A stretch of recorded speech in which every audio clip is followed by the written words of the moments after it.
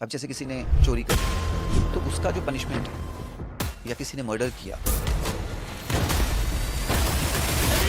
उसका जो पनिशमेंट है वो तो दोनों सेम नहीं हो सकता। आप दोनों को तो फांसी भी नहीं लटका सकते। नारायण साई पे एक एक्ट लगाया गया था, पॉस्को एक्ट। जी, देखिए पॉक्सो एक्ट तभी जो है लगता है जब जिसके साथ सेक्सुअल क्राइम हुआ हो, वो जो विक्टिम है वो जो है माइनर हो, 18 साल से उसकी उम्र कम हो।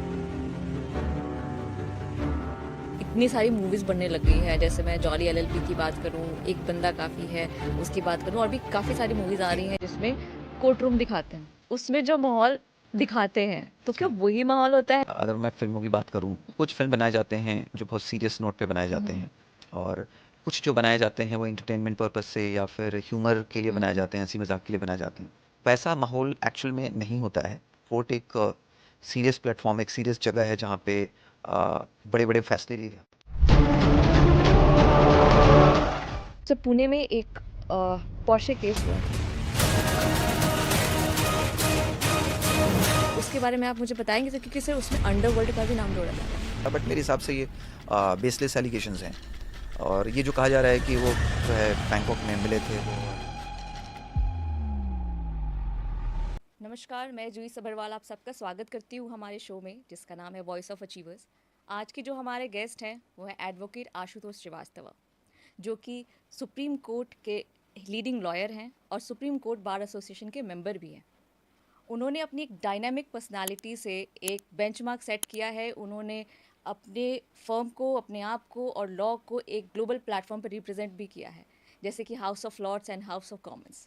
आज हम उनसे बात करेंगे, उनके माइंडसेट, उनकी लाइफस्टाइल, उनकी जर्नी के बारे में, उनके लर्निंग, उनसे लर्निंग लेंगे हम कि उन्होंने कैसे अपना फर्म स्टार्ट किया, और बहुत ज़्यादा वो कंट्रोवर्शियल केसेस में भी रहते हैं। तो आज हम उन सारे केसेस के बारे में भी बात करेंगे जिनको उन्होंने लड़के जीता है।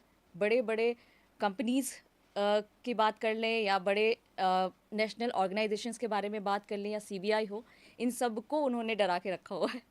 तो आज हम उनसे बात करेंगे उनकी लाइफ की जर्नी के बारे में। तो चलिए स्वागत करते हैं। नमस्कार सर, कैसे हैं आप? नमस्कार जॉय जी, बहुत अच्छा लगा और मैं ठीक हूँ।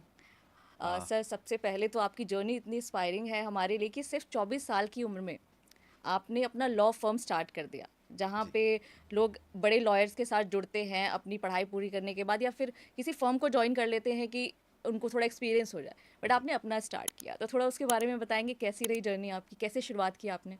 देखिए मेरी जर्नी जो थी वो इतनी आसान नहीं थी, वो टफ़ था, बहुत सारे चैलेंजेस थे। और मैंने जो है बिल्कुल स्क्रैच से शुरू किया, मैंने बिल्कुल ज़ीरो से शुरू किया। और 24 साल में जब मैंने लॉ किया और लॉ फर्म शुरू किया, उसके पहले रैदर जब मैं 18 साल का था तब से मैंने अपना करियर एक कॉरपोरेट्स वगैरह में मैंने काम करके शुरू किया। तो वो एक दौर था जब मैं पढ़ाई भी अपना लॉ कर रहा था और साथ साथ मैं काम भी कर रहा था। और उस समय मैंने ये ज़रूर सोचा था कि शायद आगे जाकर के अच्छी अपॉर्चुनिटीज़ मिलेंगी और मैं कुछ कर पाऊँगा। और लॉ में मेरा बचपन से काफ़ी इंटरेस्ट रहा था, और बचपन में भी मैं काफ़ी आर्गूमेंट्स में अच्छा था, अपने ओके। पॉइंट को किस तरह से उसको साबित करना है, क्योंकि अगर मैं खुद अगर कन्विंस हूँ किसी बात से, तो मेरा मानना है कि दूसरे को आप तभी कन्विंस कर सकते हैं। करेक्ट। तो इसी कन्विक्शन के साथ ये शुरुआत हुई थी, और जो अभी तक बरकरार है आप सबके बेस्ट विशेस की वजह से। तो आपको डर नहीं लगा सर कि मैं ये फर्म स्टार्ट कर रहा हूँ, मेरे पास इतना एक्सपीरियंस नहीं है, या फिर आप अपनी लाइफ और माइंडसेट से समझ गए थे कि मैं ये कर लूँगा? देखिए मैं हमेशा से चाहता था कि मैं अपने आइडियाज़ से काम को करूं, हम्म। शुरुआत करूं अपने तरीके से, जो है एक लॉ फर्म को या लीगल फील्ड में मैं आगे बढ़ूं, ताकि ऐसा ना हो कि मैं किसी के जो है गाइडलाइन या उसी को फॉलो करके आगे चलूं, तो मेरे अपने शायद मेरे जो इनोवेशंस हैं वो दब के ना रह जाएं। तो मुझे हमेशा ऐसा लगता था कि मैं अपने आइडियाज़ से चलूं। हो सकता है कि शुरुआत में मुझे इतनी सक्सेस ना मिले, लेकिन मुझे यकीन था कि धीरे धीरे वो जो है मुझे सक्सेस की तरफ शायद लेकर के जाएगा, और बहुत हद तक ये कामयाब हुआ भी। और मैं हमेशा जो नए जो हमारे लॉ के स्टूडेंट्स हैं मैं उनको भी ये बोलता हूँ, या कोई भी स्टूडेंट को, कि आप अपने अंदर हर एक में एक ईश्वर ने मुझे लगता है कि एक अलग क्वालिटी डाल करके भेजी है, और उस क्वालिटी को अगर सही तरीके से जो है शार्प किया जाए, उसको उजागर किया जाए, तो मुझे लगता है कि हर इंसान एक अपने आप में यूनिक है, और इसी यूनिकनेस के साथ उसको आगे बढ़ना चाहिए। और जब वो इस तरीके से अपने खुद अपनी रास्ता अपना बना करके जब वो आगे चलता है, अपने खुद के टैलेंट पे जो उनको जो है गॉड गिफ्टेड मिला है, तो वो एक अलग ही ऊंचाई पे पहुंच सकता है, ऐसा मेरा मानना है, चाहे वो कोई भी फील्ड हो। That's great to know sir. और जैसे आपने ये फर्म स्टार्ट किया तो आपको इनिशियली क्या चैलेंजेस आए जब आपने स्टार्ट किया था, या फिर इट वाज नॉर्मल गोइंग? देखिए, जब मैं जैसे मैंने बताया कि मैंने जब कॉर्पोरेट में शुरू किया मेरा करियर, और मैंने पहले इंश्योरेंस कंपनी वगैरह में काम करना शुरू किया था, और वहाँ पे भी मुझे काफ़ी अच्छा सक्सेस मिला, और मैं youngest territory manager MNC company में मैं वहाँ तक पहुँच पाया था, इसके पहले कि मैं लॉ शुरुआत कर सकता। लेकिन मेरा मानना था कि उसमें जो भी सक्सेस मिला हो, लेकिन मेरा जो अल्टीमेट गोल था या मेरा जो करियर था वो लॉ फील्ड में था, तो इसलिए ओके। मैंने एक समय में उन सबको छोड़ करके मैं इसमें आया। ये बात बिल्कुल सही है कि उस समय जब कॉर्पोरेट से जब मैं इसमें आया तो चैलेंजेस बहुत ज़्यादा थे, क्योंकि कोई भी बिज़नेस शुरू करने के लिए काफ़ी फंड्स लगता है, काफ़ी बिल्कुल। पैसा लगता है, और मेरे पास थोड़ा सा लिमिटेड फंड्स थे। मैंने काम करते हुए जब मैं लॉ शुरू कर सकता था उसके पहले ही मैंने एक रहने के लिए एक फ्लैट, एक गाड़ी और ये सब ले लिया था, जो कि ऑलरेडी लोन पे था, तो इसको जो है ऑलरेडी चुकाने के लिए काफ़ी उस समय मुझे लगता है कि मेहनत मैं कर रहा था ऑलरेडी, और फिर उसको छोड़ करके यहाँ नए उसमें आना, and that too just after my marriage, and my wife was also expecting the first child, okay. तो मेरे लिए और ज़्यादा टफ था। बट मैं चाहता था कि जब वो दुनिया में आए तो उसको जो है हर तरीके का कंफर्ट मिले और उसको ये सब स्ट्रगल ना करना पड़े। तो मुझे याद है कि जो भी मेरे पास एक दो क्रेडिट कार्ड थे वो भी मैंने पूरी तरह से स्वाइप कर दिया था, तो ओके। उसमें भी लिमिट्स कुछ बचे नहीं थे। तो मैं उस लेवल तक जा कर के मैंने ये बिज़नेस शुरुआत किया, प्रोफेशन शुरुआत किया, और उस समय कुछ जो हमारे कुछ एक आधा लोकल क्लाइंट्स थे जो कुछ लीगल एडवाइस ले रहे थे, जिनसे मुझे एक्सपेक्टेड था कि कुछ अच्छे फंड्स आएंगे, लेकिन वो भी किसी वजह से रुक गया था, तो सारे रास्ते बंद हो चुके थे, और मुझे ओके। ऐसा लगा था कुछ पल के लिए कि शायद कहीं मुझे दोबारा जॉब में ज्वाइन करना पड़े, ऐसा सिचुएशन ना बने। But God has been kind, और उसी समय कुछ ऐसी बातें हुई, और जो मैंने लीगल एडवाइस जो आइडियाज़ दिए थे उसी पे उन्होंने आगे बढ़ने का डिसाइड किया, कुछ मेरे जो क्लाइंट्स थे, और तब वहाँ से जा कर के मुझे कुछ पेमेंट्स आना शुरू हुआ। ओके। और मैंने हालांकि सोच लिया था कि अगर ज़्यादा परेशानी होगी तो मैं सीधा जाऊंगा बैंक के पास, और मैं अपने घर का जो है चाबी दूंगा और गाड़ी की चाबी बैंक को दूंगा और बोलूँगा कि मुझे नहीं चाहिए। और मैंने ये ज़रूर सोचा था कि अगर ऐसा करना पड़ा तो ज़िंदगी में जिस दिन जैसे भी हो, तो जो सबसे जो बड़ा घर होगा वो लॉ प्रोफेशन में वो मेरा होगा, और जो सबसे बड़ी गाड़ी होगी वो मेरी होगी, ये मैंने सोच लिया था। लेकिन मुझे ऐसा नहीं करना पड़ा, गॉड हैड बीन काइंड, जैसे मैंने आपको बताया। और यहाँ से मेरी धीरे धीरे जो है पैसे आने शुरू हुए प्रोफेशन में, और फिर मैं आगे बढ़ता गया, और फिर मैंने कभी पीछे मुड़ करके नहीं देखा आज तक।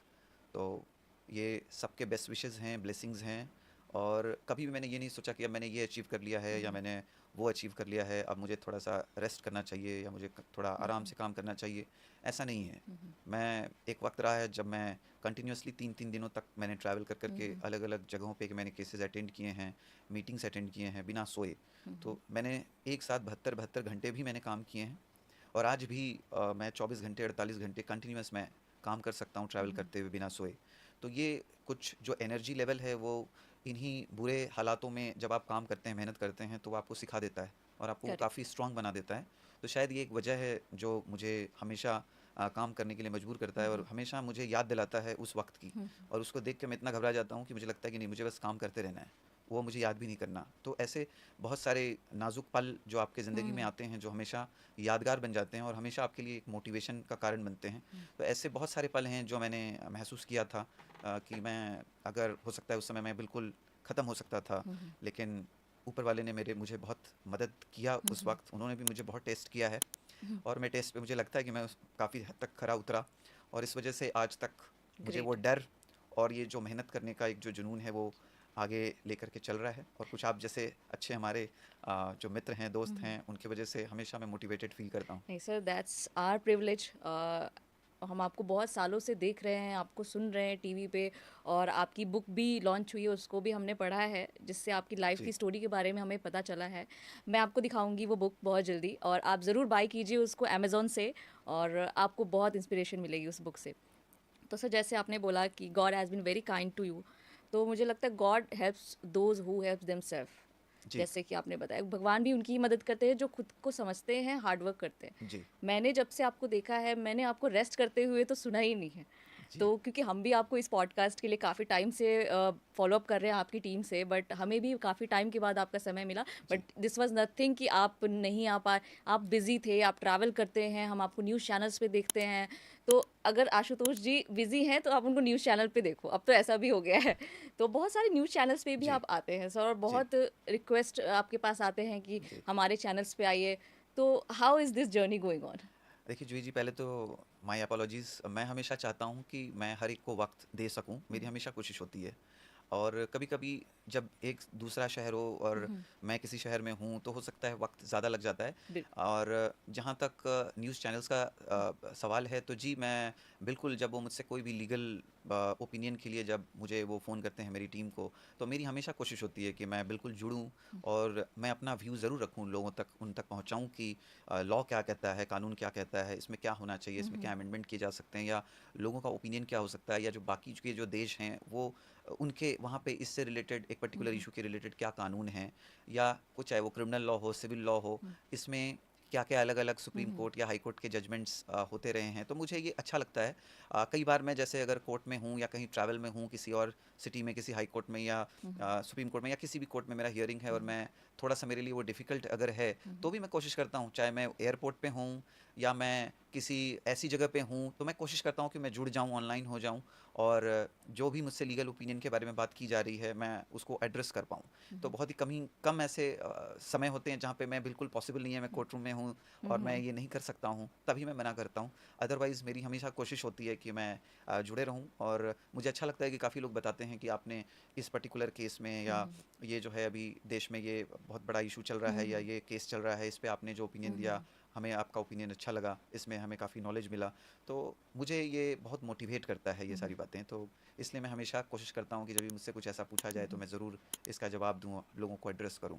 That's very nice sir. और जब भी मुझे आपकी टीम से पता चल जाता है कि आशुतोष जी अभी उनका एक डिबेट या उनका एक शो आने वाला है इस चैनल पे, तो मैं तो टीवी ऑन करके बैठी रहती हूँ ताकि मैं सुन पाऊँ और उससे जनरल नॉलेज ले पाऊँ कि आप जो बताते हैं साइबर क्राइम्स के बारे में, जो होते हैं आपकी जो गाइडलाइन होती है जो आप जी, न्यूज़ चैनल्स पे बताते हैं, जी, वो पैनल में मैंने बहुत सारे लॉयर्स को भी देखा है ऐसा टीवी चैनल पे, वो कोई भी नहीं बताता। वो जी, घुमा फिरा के अपनी बातें करने लग जी, जाते हैं, लेकिन जी, एक पॉइंटर्स देना जो होता है वो जी। मैंने सिर्फ आपको देते हुए देखा है अभी तक। जी, जी, जी, देखिए मैं हमेशा यही कोशिश करता हूँ कि मैं जब लोगों को कोई बात बता रहा हूँ, तो मुझे जो सुनने वाले हैं वो आम जनता है, कॉमन पीपल है, और मैं उनको अगर बहुत ज़्यादा लीगैलिटी में अगर समझाऊँ, तो शायद उनको नहीं समझ आए, उनको डिफ़िकल्ट जाएगा। इसलिए मैं कोशिश करता हूँ कि बड़े ही सिंपल सरल भाषा में उनको मैं बताऊँ कि ये जो मामला है इसमें कानून क्या है, और इसमें किस तरीके से जो है रिलीफ़ भी लिया जा सकता है, या सामने वाला जो कोर्ट में गया है या कोर्ट जो फ़ैसला करेगा उसमें क्या-क्या बातों को कंसिडर करेगा, या जो पुराने जो इस तरह से जो जजमेंट्स या साइटेशंस जो बने हैं, चाहे वो हाई कोर्ट या सुप्रीम कोर्ट ने डिसाइड किया हो इसी जो सेटल्ड प्रिंसिपल ऑफ लॉ पे, तो उसमें क्या कानून कहता है, या इसमें क्या बदलाव फेरबदल किया जा सकता है वक्त के जो बदलते हालात के हिसाब से। तो मेरी कोशिश यही होती है कि हर इंसान उसको समझ सके, और वो जो है उसमें उसका इंटरेस्ट बने, और उसका जो है नॉलेज जो है हर तरीके से इनलाइटन हो, वो इस बात को अच्छी तरीके से समझ पाए।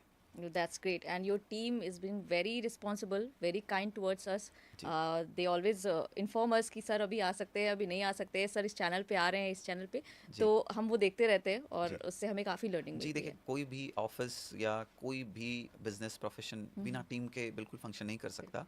और आपने बिल्कुल ठीक कहा कि मैं इसमें भी बहुत ब्लेस्ड हूँ कि मेरे पास एक बहुत ही अच्छी टीम है, बहुत सेंसिबल टीम है, जो लोगों के मतलब उनके वक़्त को समझती है, उनके नेसेसिटी को समझती है, और बहुत सेंसिटिव है वो। जिसमें एक सविवेक हैं, जो मेरे छोटे भाई हैं, वो काफ़ी ज़्यादा ध्यान देते हैं एडमिनिस्ट्रेशन में, और हर तरीके के मैनेजमेंट पार्ट में उनका काफ़ी ध्यान होता है।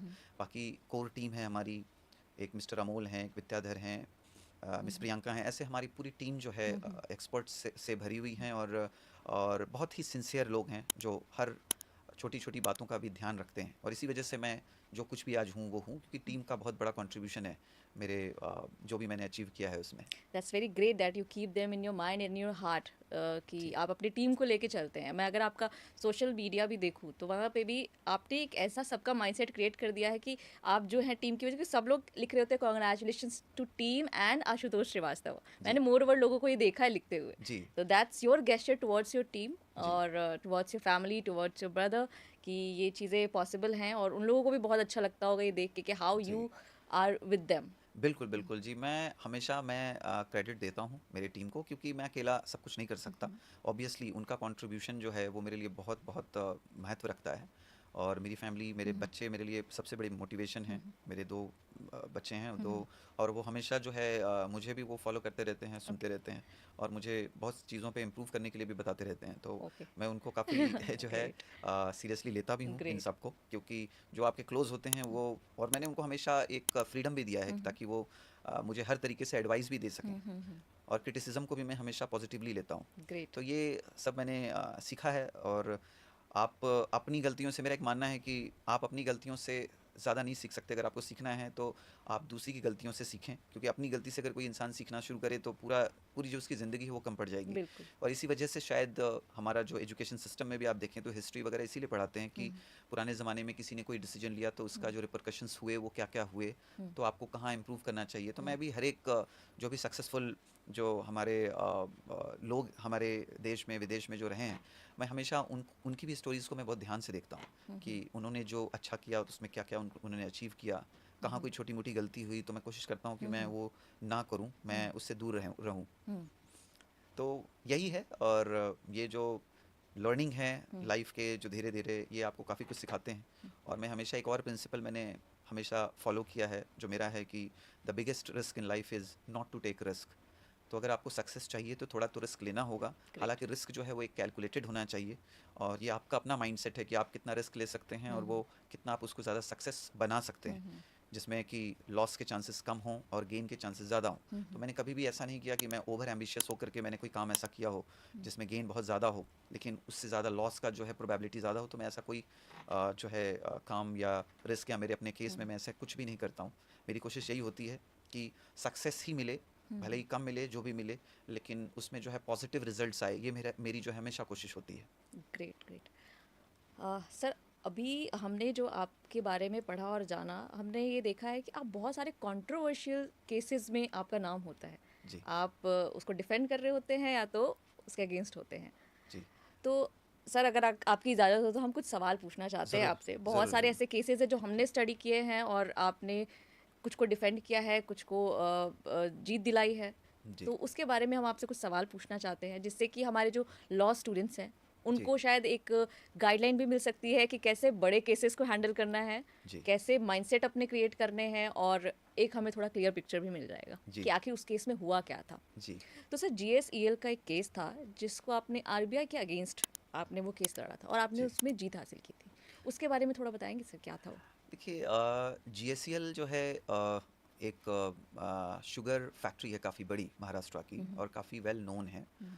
और जैसे हम जानते हैं कि जो आरबीआई है, आरबीआई ने जो है पहले से लोन रिस्ट्रक्चरिंग का एक स्ट्रक्चर, एक गाइडलाइन बनाया हुआ है। तो जैसे कोई बड़ी कंपनी जो लोन ली हुई है किसी बैंक से, और वो काफ़ी बड़ा लोन होता है, जैसे 500 करोड़, 1000 करोड़, 5000 करोड़, ऐसे अगर किसी कंपनी ने लोन लिया है और वो लोन को रीपे नहीं कर पा रही है वो कंपनी किसी भी वजह से, चाहे उसका सेल्स डाउन है या मार्केट अच्छा नहीं है, जैसे अभी हमने देखा पैंडेमिक में काफ़ी कंपनीज परफॉर्म नहीं कर पाई।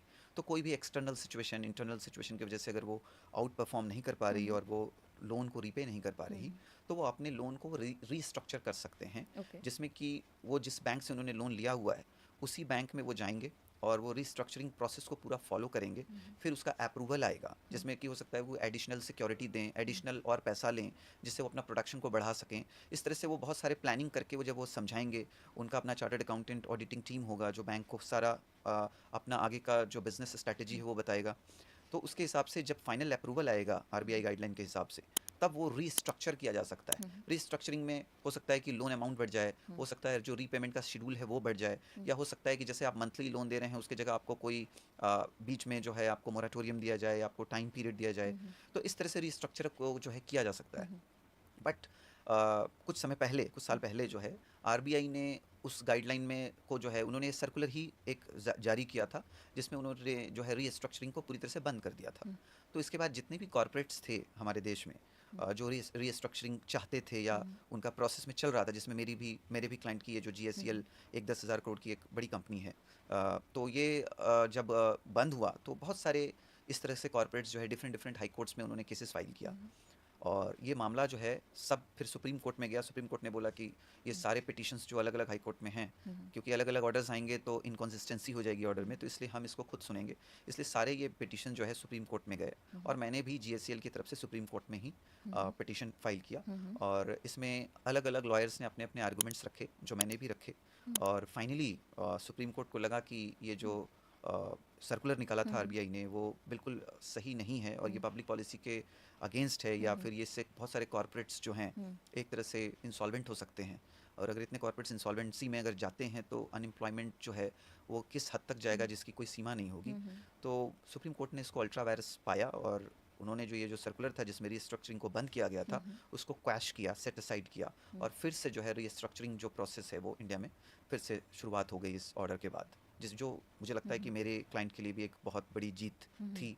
और ये बिल्कुल सही डायरेक्शन में गया हमारे कंट्री के लिए भी और इकोनॉमी के लिए भी। तो एक बहुत बड़ा अच्छा डिसीजन था सुप्रीम कोर्ट का, जिसमें मैं खुद जो है अपने क्लाइंट के लिए मैंने भी रिप्रेजेंटेशंस दिया। तो ऐसा नहीं कि सिर्फ ये मेरा कंट्रीब्यूशन है, इसमें और भी कॉर्पोरेट्स थे जिनके लॉयर्स और उनके भी कंट्रीब्यूशंस थे। तो मुझे लगता है कि सबको इसका क्रेडिट मिलना चाहिए। अब we have heard and we read about it, तो उसमें we found your name as being defending it. Yes. तो सर जैसे कि RBI is a very big name, Yes. जिसके अगेंस्ट आपको कोई पिटिशन फाइल करना है या इसके अगेंस्ट जाना है, अगेंस्ट जाना is a very big thing, but हाँ कुछ एक टर्म है जिसको यूज़ कर सकते हैं हम कि उनके कुछ ऐसे रूल हैं जिसके अगेंस्ट हम जी। जिसके फेवर में हम नहीं है शायद। देखिए क्या होता है कि लीगल प्रोफेशन में आप किसी इंडिविजुअल या इंस्टीट्यूशन के खिलाफ जाना ये नहीं होता, उसमें होता है कि आप सिर्फ लॉ पॉइंट जो है, Exactly. लीगैलिटी जो है, आप उसको कोर्ट को बताना चाहते हैं। और बड़ी खुशी की बात है कि हमारे देश में सुप्रीम कोर्ट का एक नाम है पूरे वर्ल्ड में। सुप्रीम कोर्ट ऑफ इंडिया को माना जाता है कि उन्होंने बहुत ही सोच समझ के और अच्छे ऑर्डर्स दिए हैं। कहीं कहीं क्रिटिसिज्म भी हो सकता है, मैं उसमें नहीं जाना चाहता, बट मुझे लगता है कि लोगों के हित में जो कंट्री के लिए या कंट्री के बेनिफिट में हो, ऐसे बहुत सारे ऑर्डर्स सुप्रीम कोर्ट ने करे हैं। और ऐसा नहीं है कि सुप्रीम कोर्ट हमेशा कोई इंस्टीट्यूशन या जो है कोई गवर्नमेंट एजेंसी या इसके साथ जाए। सुप्रीम कोर्ट ने हमेशा यही देखा है मोस्ट ऑफ द टाइम्स कि ये लोगों के लिए या in the interest of justice क्या सही होना चाहिए। और हमारा जो काम होता है एज लॉयर, हम कोर्ट को यही बताते हैं कि ये जो केस जो फाइल किया गया है, या हम किसी एजेंसी या अथॉरिटी को अगर हम चैलेंज कर रहे हैं उसके किसी भी सर्कुलर को, ऑर्डर्स को, तो उसको चैलेंज करने का क्या कारण है, और इसको चैलेंज करने में अगर जो कोर्ट है अगर इंटरफेयर करता है और इस ऑर्डर को जो है सेट असाइड करते हुए ऑर्डर अगर अपना पास करता है, तो उससे क्या क्या फ़ायदे हो सकते हैं लोगों के, कंट्री के लिए या किसी इंडिविजुअल के लिए या इंस्टीट्यूशन के लिए। तो हमारा जो काम होता है वो होता है, हम ये नहीं देखते कि हमारे अपोनेंट में कौन सा इंस्टीट्यूशन है, कितना पावरफुल है, क्या है। तो हमारा जो एज लॉयर जो काम होता है वो सिर्फ होता है कि जस्टिस के लिए लड़ना और जस्टिस दिलाने का काम करना। और मैं आपको इसके लिए बड़ा अच्छा एग्जांपल भी दे सकता हूँ कि बहुत सारे जो लॉ स्टूडेंट्स हैं, मैं उनको बोलता भी हूँ कि भाई लॉयर जो होते हैं उनका क्या रोल है, क्या रिस्पॉन्सिबिलिटी है, या आप लॉयर होने से आप क्या समझते हैं। तो मैं इसके लिए एक बार हेग गया था, जो नेदरलैंड्स में है, जहाँ पे इंटरनेशनल कोर्ट ऑफ जस्टिस है, और मुझे वहाँ जाने का मौका मिला था। तो वहाँ पे अगर आप कोई भी जा सकता है वहाँ पे, और अगर आप वहाँ जाएँ तो उन्होंने बहुत ही अच्छे से एक प्लेटफॉर्म बनाया है, एक उन्होंने एक जगह बनाई है जहाँ पे वो पूरी तरह से एक वीडियोस दिखाते हैं, ऑडियोज सुनाते हैं, और आपको पूरे हिस्ट्री को बताते हैं। तो उन्होंने बड़ा शॉर्ट में अगर मैं कहूँ तो हिस्ट्री बड़ा अच्छे से बनाया कि एक पास्ट में एक टाइम हुआ करता था जब आपको अपना पॉइंट अगर साबित करना है दो देशों के बीच में कि ये जगह मेरी है, वो कहता है ये जगह मेरी है, चाहे वो कोई भी जगह हो, वो लैंड हो या फिर सी हो, कोई भी पार्ट हो, उसके लिए अगर कोई लड़ाई चल रही है, उनका झगड़ा चल रहा है, तो उसको सुलझाने के लिए कुछ भी नहीं होता था। तो उसके लिए क्या होता था कि वो आपस में ही लड़ते थे। आपस में लड़ने के बाद जो जीत जाए वो जगह उसकी हो जाती थी। तो इसमें क्या होता था कि बहुत सारे जो सोल्जर्स होते थे उनकी डेथ हो जाती थी, मर जाते थे, और फिर जो है उनकी फैमिली जो है बिल्कुल जो है एक ऑर्फन की तरह ज़िंदगी बिताती थी। उस ज़माने में बहुत डिफ़िकल्ट होता था।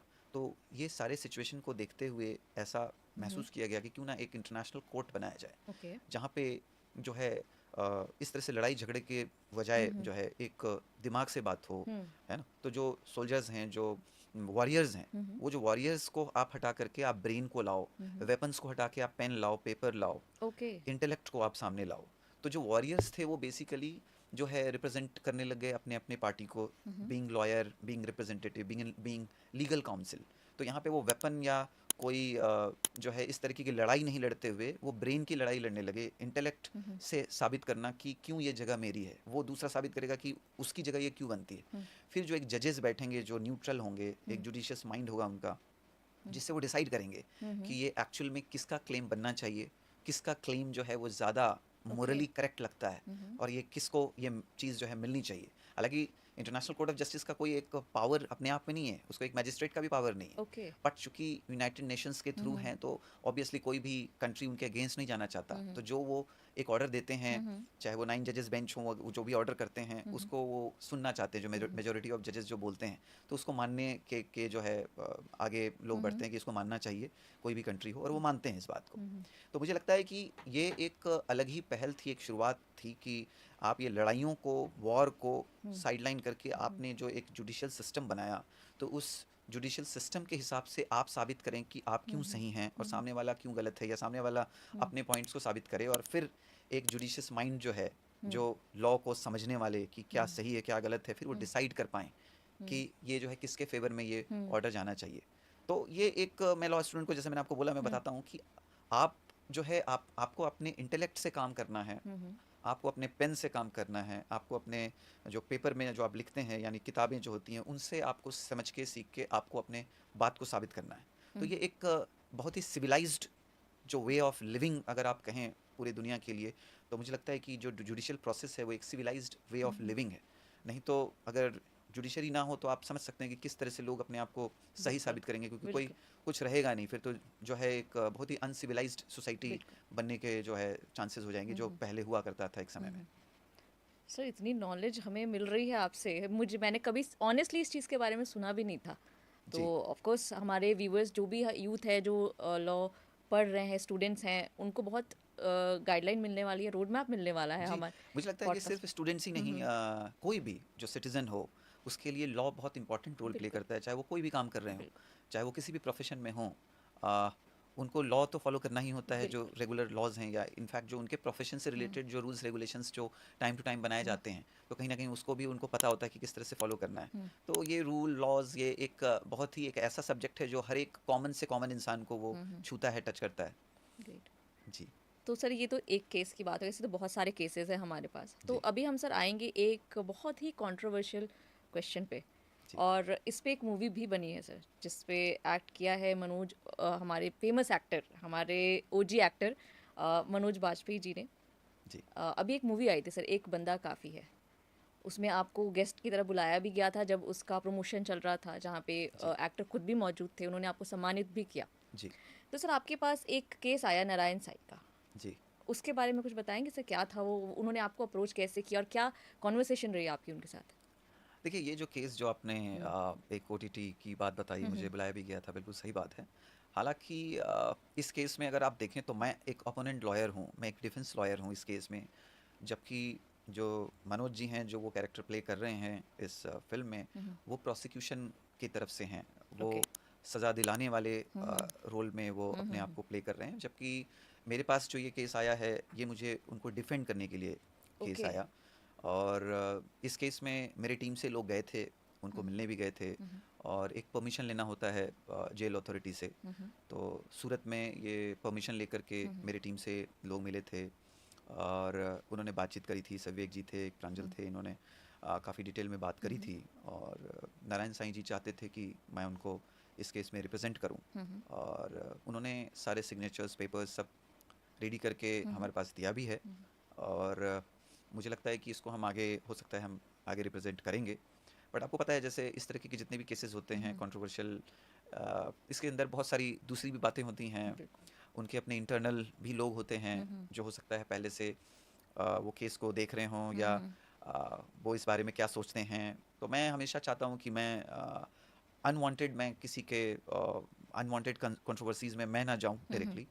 बट येस, केसेस जैसे जैसे आप ज़िंदगी में आगे जाते हैं, आप सक्सेस की तरफ जाते हैं, आप कुछ अच्छे रिजल्ट्स अगर आपके थ्रू आते हैं, तो ऑब्वियसली इस तरीके के केसेस आपके पास आएंगे। हम्म। और मुझे लगता है कि एक लॉयर का जो काम होता है वो ये होता है कि वो अपने क्लाइंट के लिए उसके बेस्ट इंटरेस्ट को प्रोटेक्ट करते हुए लीगली जो वो हम्म। कर सकता है, जो उससे बन पड़ सकता है, वो उसको हम्म। करना चाहिए। हम्म। और हमारा जो एडवोकेट्स एक्ट है वो भी यही कहता है हम्म। कि आप किसी को मुजरिम करार खुद से आप नहीं दे सकते जब तक कि वो साबित ना हो जाए ड्यू प्रोसेस ऑफ लॉ से, ट्रायल हम्म से, कि उसने कोई पर्टिकुलर क्राइम किया है। हम्म और अगर वो साबित होता भी है तो हमें पता है कि उसको भी रिवीजन में, क्रिमिनल रिवीजन में उसको अपील किया जाता है, हम्म उसको भी चैलेंज किया जाता है। अगर लगता है कि जो ऑर्डर जो कन्विक्ट किया गया हम्म है किसी भी मुजरिम को वो सही नहीं है, हम्म या जो सज़ा दी गई है वो मुझे लगता है कि अगर कोई हम्म कहे कि ये सज़ा बहुत ज़्यादा है हम्म तो ये चैलेंज किया जा सकता है। हम्म और कोई भी जो लॉयर है वो लीगली कोर्ट के पास जो है, हम्म चाहे वो हायर कोर्ट हो, वहाँ पे चैलेंज करता है कि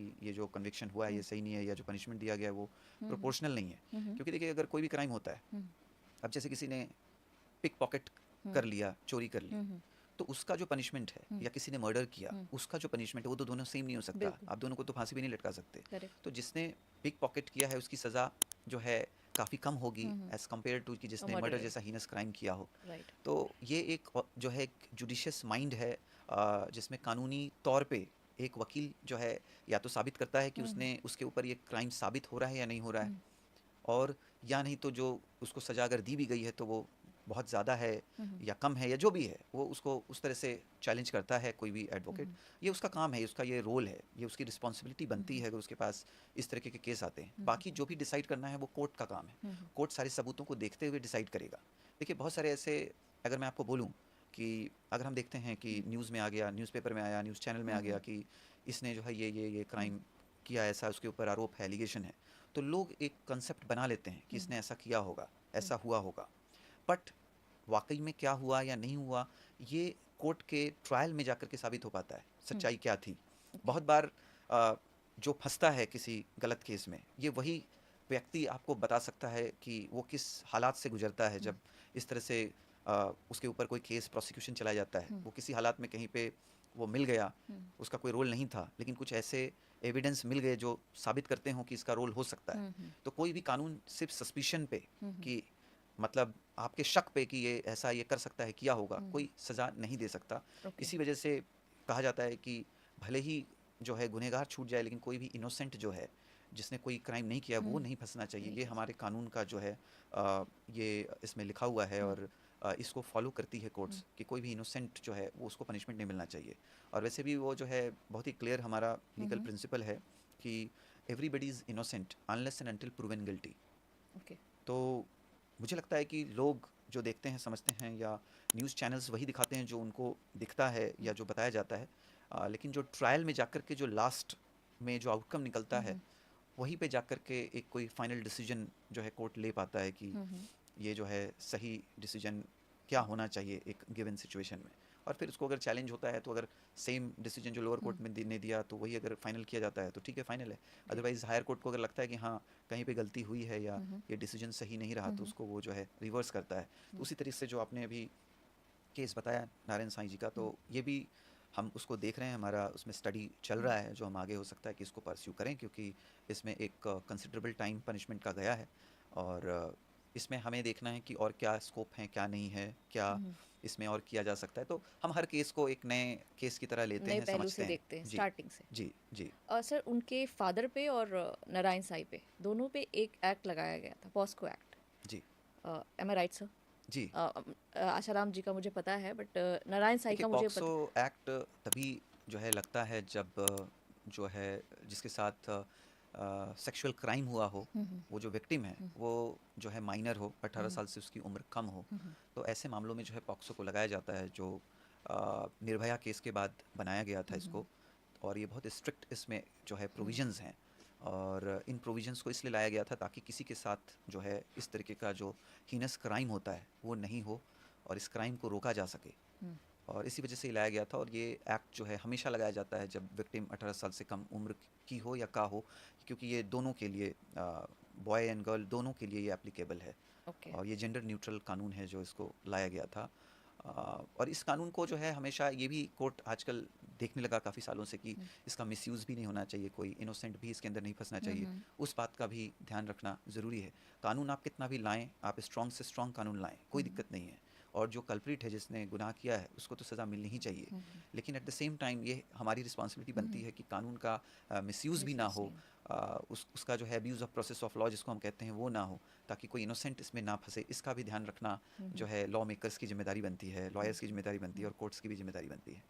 ओके, सो इस यही मैं आपसे जानना चाहती थी कि एक्ट एक्चुअली है क्या और इसकी जी। सज़ा क्या है सर? अगर प्रूव हो जाते अगर एक्ट इसकी लग जाता है किसी के जी, ऊपर वो इस प्रूव हो जाता है। जी, इसकी सज़ा जो है डेथ तक की पेनल्टी है, ओके। लाइफ इम्प्रिजनमेंट तक की पेनल्टी है और बाकी कोर्ट डिसाइड करेगा कि किस तरीके का जो हुँ, है सेक्सुअल क्राइम किया गया हुँ, है हुँ। और इसका क्या क्वांटम होना चाहिए।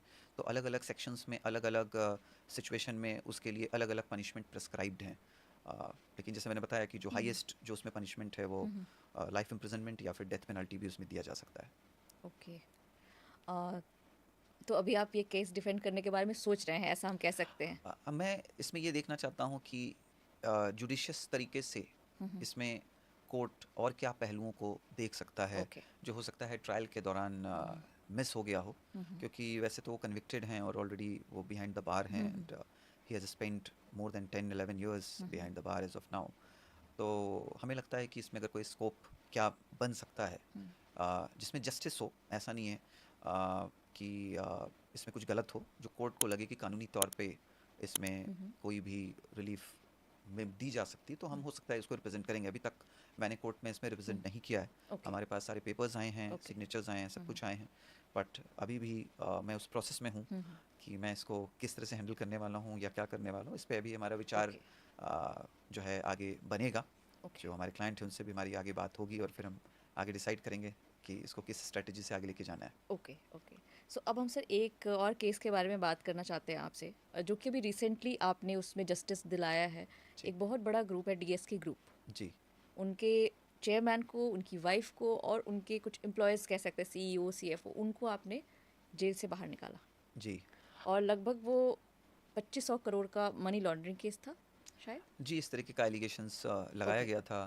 इन्फोर्समेंट हुँ, डायरेक्टरेट हुँ, ने ऐसा एलिगेशन लगाया है और ऐसा चार्जशीट उन्होंने फाइल किया है हुँ, हुँ, और ये केस हमारे पास आया था और जी जब मिस्टर डीएसके को मेरी टीम से लोग मिलने गए थे, उन्होंने जब अप्रोच किया था किसी के थ्रू, तो मेरी टीम को जो है उन्होंने एक ही बात कही थी हुँ, कि हुँ, अब जो हैं mister Ashutosh is my last hope. Okay. अगर अगर मुझे कोई रिलीफ नहीं मिल पाता है कोर्ट से तो शायद अब मैं हुँ, हुँ, इसमें कुछ नहीं करूँगा। ये उनके शब्द थे जो उन्होंने कहा था और वो बहुत इमोशनल भी हो गए थे उस हुँ, टाइम हुँ, पे और ये मामला जो है एक तरह से नेशनल लेवल का मामला था और महाराष्ट्र में जो है काफ़ी लोग इस केस को जानते भी हैं और ये एक इसमें एलिगेशंस जो है ईडी का भी एंगल था, इकोनॉमिक ऑफेंस विंग भी इसको इन्वेस्टिगेट कर रहा था जिसने चार्जशीट वगैरह सब कुछ फाइल किया है और इसमें सप्लीमेंट्री चार्जशीट भी फाइल हुआ है और मुझे लगता है कि उनकी जो अपनी भी लीगल टीम थी उन्होंने भी बहुत मेहनत किया है और बहुत अच्छे से उन्होंने कोशिश करी कि हुँ, इसमें हुँ, मैक्सिमम रिलीफ मिल पाए। लेकिन जब उनका अरेस्ट हो गया था वो उनकी वाइफ क्योंकि वो खुद चेयरमैन है मिस्टर डीएस के, हुँ, उनकी वाइफ जो है वन ऑफ द डायरेक्टर्स रही हैं हुँ, और इसमें सीएफओ और जो बाकी के भी वो जो टॉप ऑफिशियल्स थे, हुँ, हुँ, इन सब का अरेस्ट हुआ था और बेसिक एलिगेशन यही था कि जो उनको एनबीएफसी लाइसेंस मिला था उसमें जो एफडीज़ वो जो ले रहे थे लोगों से, एलिगेशंस ये था कि वो एफडी को वो वापस नहीं दे पा रहे हैं या कंपनी जो है उस पैसों को डाइवर्ट कर दी है या उससे कुछ इन्वेस्टमेंट कर दी है, हुँ, जिसको मुझे साबित करना था कि ये गलत एलिगेशंस हैं या ये एलिगेशंस लीगली करेक्ट नहीं हैं हुँ, और जो इंटेंट है वो ऐसा बिल्कुल भी नहीं था, हुँ, क्योंकि ये जो डीएसके ग्रुप है एक रिनाउंड ग्रुप रहा है और काफ़ी ट्रस्टवर्दी ग्रुप रहा है इतने सालों से हुँ, और इन्होंने एक अपना रेपुटेशन हमेशा बनाया है। इसके विपरीत जो कुछ विक्टिम्स हैं जिनके लॉसेस हुए हैं, उनका कहना था कि उनको काफ़ी नुकसान हुआ है, हुँ, उनकी हुँ, पूरी फैमिली जो है सफ़र करी है, सड़क पे आ गई है क्योंकि उन्होंने सारा पैसा लगा दिया है हुँ, हुँ, कंपनी में। तो ऐसे सिचुएशंस आते हैं जहाँ 2 पक्ष होते हैं हुँ, और दोनों पक्षों को अपने-अपने जो उनके रिप्रेजेंटेटिव हैं, जो लॉयर हैं, वो अपना बेस्ट तरीके से वो रिप्रेजेंट करते हैं अपने क्लाइंट को इंसाफ दिलाने के लिए, जस्टिस दिलाने के लिए। अब वो जस्टिस क्या है, ये तो कोर्ट डिसाइड करता है कि क्या हुँ, हुँ, जो है बेस्ट इंटरेस्ट में क्या हुँ, हुँ, जस्टिस होना चाहिए। और यही जब केस हमारे पास आया था तो इसकी हज़ारों फाइलें थीं जो एक शॉर्ट पीरियड में पूरा समझना पढ़ना इतना आसान नहीं था और चार्जशीट तो भी हज़ारों हज़ारों पेजेस की थी और तब मुझे याद है कि मैंने अपनी टीम को कहा था कि जो ट्रायल कोर्ट है, जो स्पेशल कोर्ट है जहाँ ये हुँ, मैटर पेंडिंग है, वहीं पे बेल एप्लीकेशन फ़ाइल करो। हुँ, लेकिन उनका कहना था कि सर अब तक कितने केसेस फ़ाइल हो चुके हैं, कितना कहाँ-कहाँ रिजेक्ट हुआ है, हुँ, हमें तो कुछ आइडिया नहीं है और इसको समझने के लिए काफ़ी वक्त लगेगा। हुँ, तो जबकि मैंने बोला कि आप फ़ाइल करो, उसके हुँ, बाद हम आगे देखेंगे। हुँ, तो जब हमने फ़ाइल किया तो प्रोसिक्यूशन से उसमें पूरा जो है डिटेल में रिप्लाई आया हुँ, और लोगों ने एक्सपेक्ट किया था कि मैं उस दिन आर्ग्यूमेंट करूंगा, ओके, जबकि मैंने कोर्ट में आर्ग्यूमेंट नहीं किया। ओके, मैंने केस को विड्रॉ किया था रैदर। ओके, और विड्रॉ मैंने इसलिए किया था क्योंकि ये सारे आंसर्स मुझे जो है प्रोसिक्यूशन से मिल गए थे कि ये केस कहाँ कहाँ है, क्या पेंडिंग है। और फिर मुझे पता चला कि ये मैटर जो है हाई कोर्ट में पेंडिंग करके छोड़ा हुआ है। तो फिर हाई कोर्ट में हमने बेल एप्लीकेशन को रिप्रेजेंट किया। फिर मैंने उसमें आर्ग्यू किया। और जैसे कि हाई कोर्ट ने, बॉम्बे हाई कोर्ट में ये मैटर था, और बॉम्बे हाई कोर्ट ने बहुत ही पेशेंटली इस पूरे मैटर को ध्यान से सुना। तो घंटों का आर्गूमेंट चला इसमें 2-3 बार। और ये पूरे चार्जशीट को लेकर के, जो कंपनी के पास जितने भी लाइसेंसेज हैं उसको लेकर के, तो मेन जो उसमें यही साबित जो हम कर पाए, या मैंने आर्ग्यू किया कि कभी भी कंपनी का इंटेंट शुरू से था ही नहीं किसी को भी चीट करने का। क्योंकि जो चार्जशीट था उसमें ही सारी बातें लिखी हुई थी कि इन्होंने जितने भी इन्वेस्टमेंट्स लिए थे, उस इन्वेस्टमेंट में काफ़ी हिस्सा जो है वो लोगों को वो टाइम टू टाइम जो है एफडी का रिटर्न देते आ रहा था। तो कहीं पे भी ऐसा रॉन्गफुल इंटेंट कंपनी का था ही नहीं। और दूसरी बात कि जब तक ट्रायल कंप्लीट ना हो जाए और साबित ना हो जाए कि किसी ने क्राइम किया है, तो वो जो है इनोसेंट ही उनको मानना होगा। और ट्रायल शुरू हो नहीं पा रहा था क्योंकि इसमें बहुत ही जो है डिटेल्ड जो है इन्वेस्टिगेशन था, और इतने सारी फाइलें और चार्जशीट और सब कुछ था, इतने सारे विटनेसेस थे जिसको एग्जामिन करना था, तो इसमें काफ़ी वक्त लगता। और इस पीरियड में आप किसी भी पर्सन को जिसके ऊपर सिर्फ आरोप लगाए गए हैं, वो आरोप अभी तक साबित नहीं हुआ है, ओके, तो क्या अंडर ट्रायल प्रिजनर को इनडेफिनेटली जेल में रख देना ये जस्टिफाइड है? क्योंकि अगर आपने उनको सालों रख दिया अंदर, और बाद में साबित हुआ कि नहीं, इन्होंने कोई, ठीक है, कुछ इरेगुलर एक्टिविटी हुई होंगी, बट क्राइम साबित नहीं अगर हो पाता है, तो क्या उसको ये जो साल जो उसने जेल में बिताए हैं उसको वापस दिए जा सकते हैं? क्योंकि ये नहीं दिए जा सकते हैं। तो ये इनजस्टिस होगा किसी को जेल में इस तरह से रख देना। और ट्रायल जो है उसका हक बनता है, किसी भी एक्यूज्ड का, आरोपी का ये हक है कि उसको ट्रायल का ऑप्शन मिले ताकि वो अपनी बेगुनाही को वो साबित कर सके। लेकिन वो आप ना करके अगर आप उसको सीधा सीधा जेल में रख देते हैं बिना क्राइम साबित हुए, तो मुझे लगता है ये सबसे बड़ा इनजस्टिस है। और ये नहीं होना चाहिए हमारे देश में या किसी भी देश में। आप भले ही साबित करिए उसके ऊपर क्राइम, और अगर साबित होता है तो आप भले ही अंदर डालिए। आप सिर्फ इन्वेस्टिगेशन करने के नाम पे जो आप अरेस्ट करते हैं या कस्टोडियल इंटरोगेशन करते हैं, चाहे वो कोई भी एजेंसी हो, ईओडब्ल्यू हो, सीबीआई हो, सीआईडी हो, कोई भी लेती है, तो कोर्ट को ये ज़रूर देखना चाहिए कि जो है ये अभी तक इस पे जो है क्राइम साबित नहीं हुआ है, और ये कंसिडरेबली काफ़ी लंबे टाइम तक जो है बिहाइंड द बार ये रह चुका है। तो ऐसे केसेस को जो है मुझे लगता है कोर्ट को बेल कंसिडर करना चाहिए। और इसमें और भी बहुत सारे पहलू थे जो मैं पॉडकास्ट पे इतने जल्दी में नहीं बता सकता, या मेरा बताना सही भी नहीं होगा। ओके, तो इन सब को देखते हुए हाई कोर्ट ने इनकी वाइफ को जो है बेल ग्रांट किया था, बॉम्बे हाई कोर्ट ने। और वो ग्रांट होने के बाद जितने भी जो बाकी जो सीएफओ सीईओ जो बाकी थे, इसी केस के आधार पे मैंने खुद रिप्रेजेंट भी किया था, उनको भी बेल जो है ट्रायल कोर्ट ने दिया। क्योंकि जो मेन एक्यूज्ड को अगर मिला है, तो जो बाकी जो एम्प्लॉयज़ हैं, भले ही वो हायर लेवल के हों, लेकिन उनको तो देना होगा, क्योंकि आपने जब डायरेक्टर को बेल दिया है, और वो भी हाई कोर्ट ने। लेकिन जो मिस्टर डीएसके थे, उनका बेल रिजेक्ट हुआ था बॉम्बे हाई कोर्ट में, और मैं इस बात से बहुत हताश था, मैं निराश था काफ़ी ज़्यादा। हालांकि ये बहुत जगह न्यूज़ चैनल्स में कवर हुआ। और फिर मैं इस केस को लेकर के सुप्रीम कोर्ट गया था, मिस्टर डीएसके का। एंड सुप्रीम कोर्ट ने इन बातों को कंसिडर किया 6 महीने के बाद, क्योंकि उस वक्त तक भी ट्रायल नहीं शुरू हो पाया था। और सुप्रीम कोर्ट ने इस बात को कंसिडर करते हुए जो है मिस्टर डीएसके को भी बेल ग्रांट किया। और मुझे लगता है ये मेरे लिए बहुत ज़्यादा एक कंटेंटमेंट था, मेरे लिए, मेरे करियर के लिए, कि जहाँ पे लेजिस्लेटिव असेंबली, पार्लियामेंट जैसी जगहों पे इन बातों की चर्चा भी हो रही हो, या लोगों में इस बात की चर्चा हो रही हो, और उसमें आपको लगता है कि आपने किसी ओल्ड एज पर्सन को जेल से बाहर निकालने में आपने अपनी पूरी मेहनत करी, और वो रिज़ल्ट भी अगर उसमें आया, तो मेरे लिए एक बहुत ही अच्छा सेंस ऑफ अचीवमेंट मुझे फ़ील हुआ था इस केस के बाद। सर वही आई आई कैन फील कि वो फैमिली के लिए कितना टफ फेज होता होगा, जो ये पूरा जी, टर्म वो जेल में निकाल रहे हैं, चाहे वो 1 साल है, 1 महीना है, 1 दिन है, अगर आपने क्राइम जी, नहीं किया है और आपको जेल में रहना पड़ रहा है, जी, तो कहीं ना कहीं हमारे सिस्टम भी इसका रिस्पॉन्सिबल है। अ, अ, जी, एक एक केस से मैं आपसे डिस्कस करना चाहती हूँ कि हमने एक न्यूज़ देखा था, हमने सोशल मीडिया पे ही उस चीज़ को फाइंड आउट किया कि एक बच्चा 18-19 साल का बच्चा ही, मैं तो बोली एडल्ट अब मानने लग गए हैं, बट अब वो जिस एज में है उस टाइम पे बच्चा ही कंसीडर किया जाता था। जी, उनको किसी केस में अंदर डाला गया और 84-85 की एज तक उनको जस्टिस नहीं मिला। 85 ईयर्स की एज पे ये प्रूव हुआ कि वो गिल्टी नहीं है, जी, तो पूरी लाइफ उन्होंने अपनी जेल में निकाल दी। जी, that's a very big failure of our system. तो जी, उस पर आप क्या बोलना चाहेंगे, ये इतना डिले क्यों है इंडिया में? जी, मैं मानता हूँ ये बहुत अफ़सोस की बात है। देखिए, कभी भी कोई इंसिडेंस होता है, जैसे हम देखते हैं कभी कोई कार एक्सीडेंट हो गया, कभी कोई आ, मतलब इस तरह की बहुत सारे इंसिडेंसेस होते रहते हैं। कहीं आग लग गई, अभी हम जैसे देख रहे हैं कि किसी पब में आग लग गई हम्म और लोगों की डेथ हो गई। ऐसे बहुत सारे इंसिडेंसेस होते हैं, हम्म एक्सीडेंट्स भी होते हैं। बट मुझे जो लगता है, एक मैंने भी केस हैंडल किया था, एक बॉयलर केस जो मुजफ्फरपुर बिहार में हुआ था, उसमें भी काफ़ी लोग मर गए थे। हम्म अब जो है लोगों का एक परसेप्शन ये बन जाता है कि अगर ये घटना हुई है तो वो घटने के लिए वही वहाँ का ओनर ही जिम्मेदार है, हम्म या जो उसका मालिक है, डायरेक्टर है, वही जिम्मेदार है, उसके वजह से ही ये हुआ है। हम्म लेकिन ये एक ट्रायल का विषय है कि उसका क्या डायरेक्ट जिम्मेदारी बनती है। हम्म क्या वो ऐसा चाहता था कि ऐसा हो जाए, हम्म लोग मर जाएं? हम्म ऐसा तो वो कभी नहीं चाहता था। हम्म ऐसे बहुत सारे केसेस हैं। तो इसमें ये देखना कि उसका नेग्लिजेंस कितने लेवल तक है, क्या सही में है।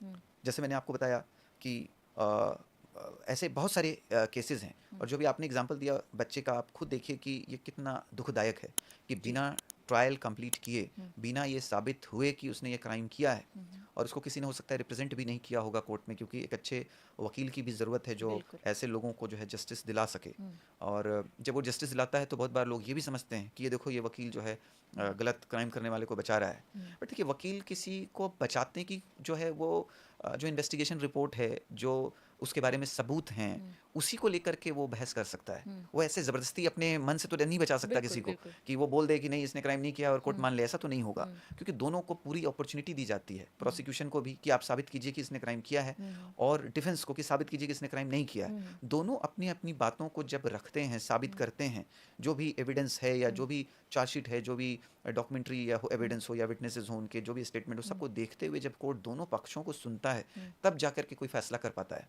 हम्म तो ये कहना कि एक अच्छा वकील किसी को भी बचा लेगा, ऐसा भी नहीं है।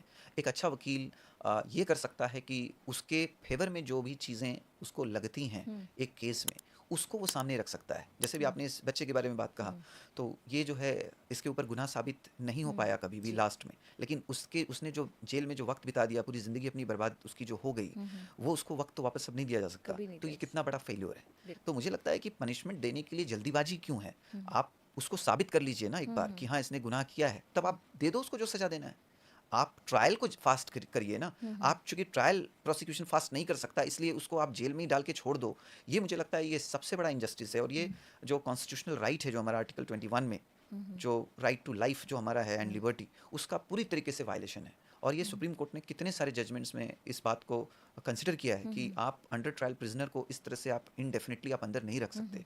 आप या तो ट्रायल कंडक्ट कीजिए, कंप्लीट कीजिए, और साबित कीजिए किसने गुनाह किया है।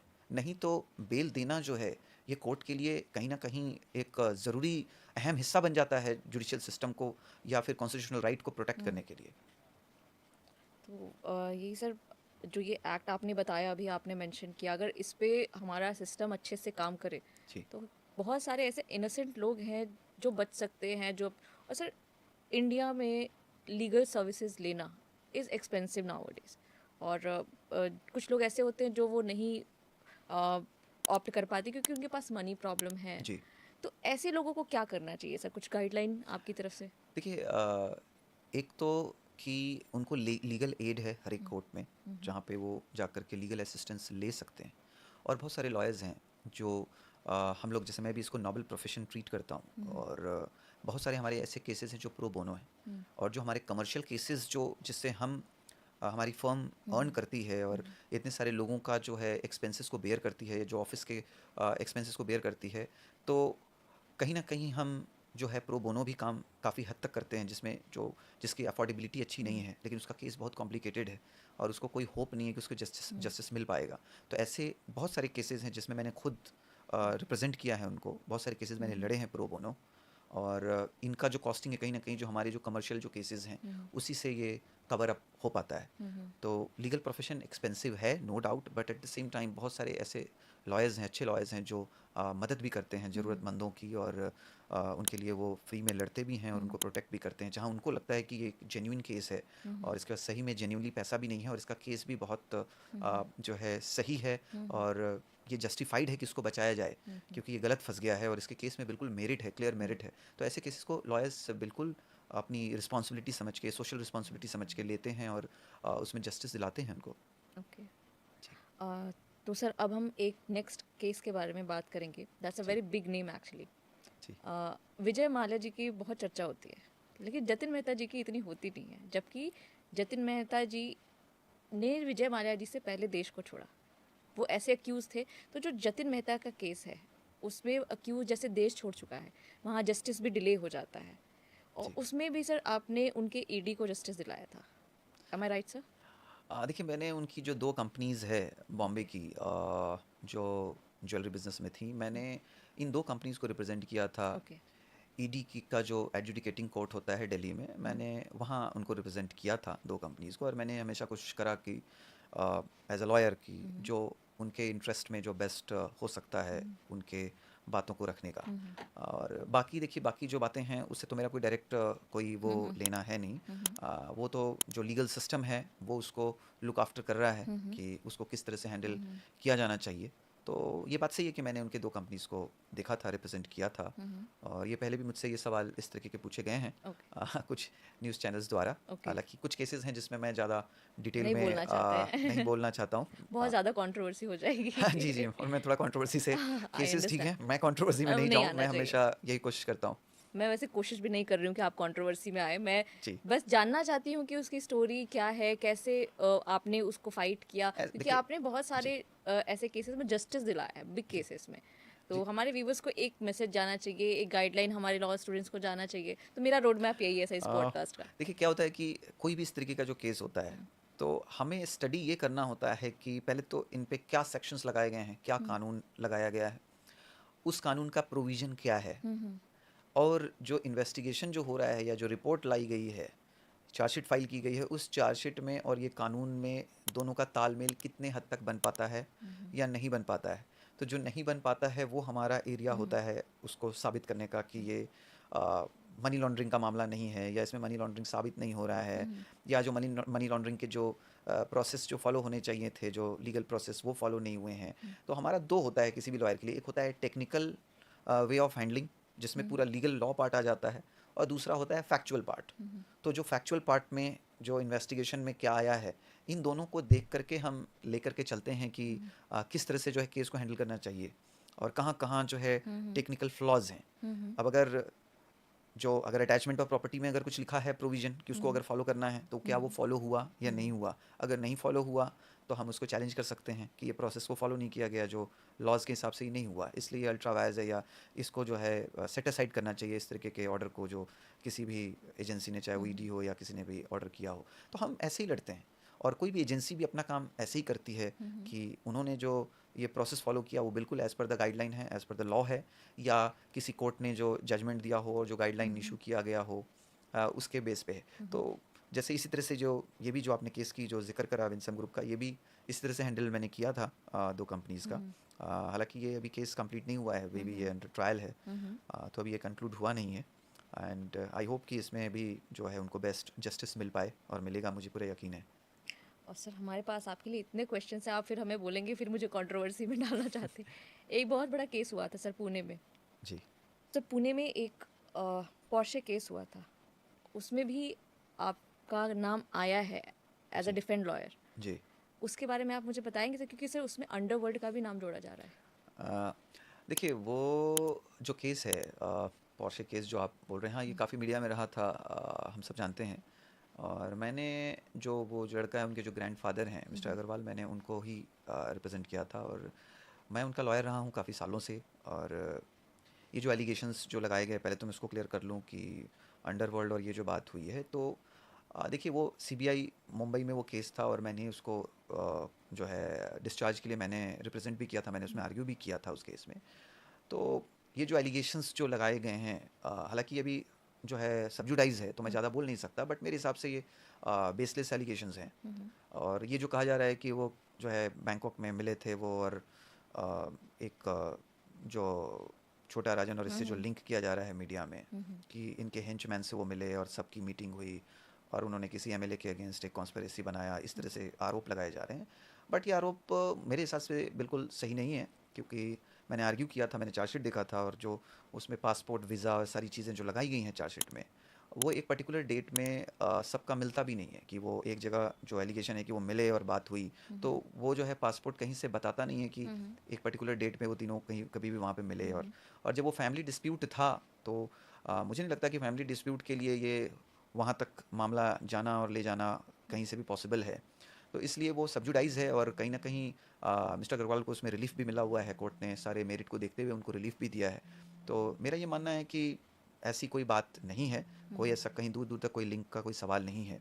और जहाँ तक पोर्शे कार का जो केस का सवाल है, तो उसमें मैंने जो मेन जो मेरा यही सबमिशन रहा था थ्रू आउट, कि अगर आप ये कहते हैं कि उसको जो है एज एडल्ट ट्राई करना चाहिए, क्योंकि वो 16 जो है प्लस था, और वो पूरे उसका जो मेंटल हेल्थ या ये है वो एज एन एडल्ट है, जो कि जैसे एक निर्भया केस में भी जहाँ तक मुझे याद है कि किसी को 16 साल के ऊपर के लड़के को उन्होंने एडल्ट में ट्राई किया था, कि वो एडल्ट ही ट्राई होना चाहिए करके।